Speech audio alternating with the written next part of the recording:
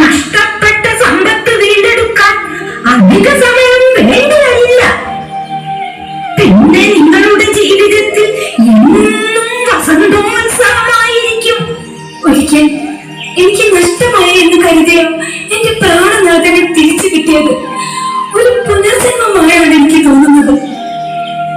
സമ്പത്തും ധനവും എല്ലാം നഷ്ടമായാലും എന്റെ പ്രിയതമനെ എനിക്ക് തിരിച്ചു കിട്ടിയല്ലോ. എല്ലാം വിധിയാണ് മകളെ. പൂർവജന്മത്തിൽ ചെയ്ത ഏതോ തെറ്റിന്റെ ശിക്ഷ. അല്ലെങ്കിൽ ഉക്കാർ നഗരത്തിലെ മഹാനാവികനായ മാനാക്കിന്റെ പുത്രിക്ക് 7 നില മാളിക ഉപേക്ഷിച്ച് ഈ വനത്തിൽ കഴിയേണ്ടി വരുമായിരുന്നോ? കാവേരി പൂമ്പട്ടണത്തിലെ ധനാഢ്യനായ മാജാത്മാന്റെ മകൻ കോവലന് എല്ലാ സമ്പത്തും ധനവും ഒരു നാത്രിയുടെ കാൽക്കൽ സമർപ്പിച്ച് ജീവിത മാർഗത്തിന് സ്വന്തം പത്നിയുടെ ചിലമ്പ് വിൽക്കേണ്ടി വരുമായിരുന്നു. ഭവിത്യവ്യം ഭവിത്യേവ.